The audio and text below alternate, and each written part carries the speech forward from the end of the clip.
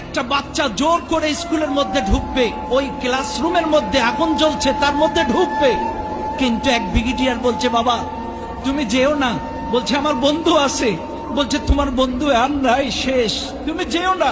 কিন্তু ছেলেটা শুনছে না, ছেলেটা কিন্তু সুস্থ, বাইরে আগে থেকে চলে এসছে, কিন্তু ওর বন্ধু স্কুলের ভেতরে, ও বলছে না আমি যাব, দৌড়ে গেছে ওর কাছে, যে ওর বন্ধুকে বাইরে নিয়ে এসছে।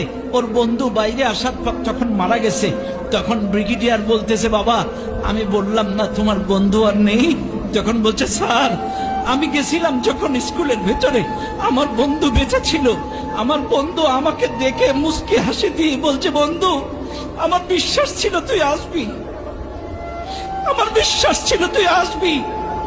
এরপরে আমি যখন ওকে বাইরে বের করতে গেছি তখন আমার বন্ধু মারা গেছে। আমি যদি না যেতাম আমার বন্ধুর শেষ বিদায় হাসি মুখটা দেখতে পেতাম না, আমি যদি না যেতাম আমার শেষ বিদায়টা দেখতে পেতাম না। এমন অসংখ্য দৃশ্য এই মাইলস্টোন স্কুলে ঘটেছে। সুপ্রিয় উপস্থিতি, এই জন্য আপনাদেরকেও বলবো বন্ধুত্বের ক্ষেত্রে সৎসঙ্গে স্বর্গবাস, অসৎ সঙ্গে নরকবাস।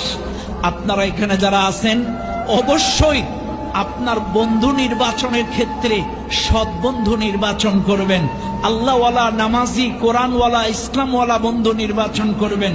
আপনার বন্ধু যদি নামাজি হয় আপনাকে নামাজ পড়াবে, আপনার বন্ধু যদি আল্লাহওয়ালা, কোরআনওয়ালা, নবীওয়ালা হয়, ইসলামওয়ালা হয়, আপনাকে কোরআন পড়াবে, ইসলাম শেখাবে।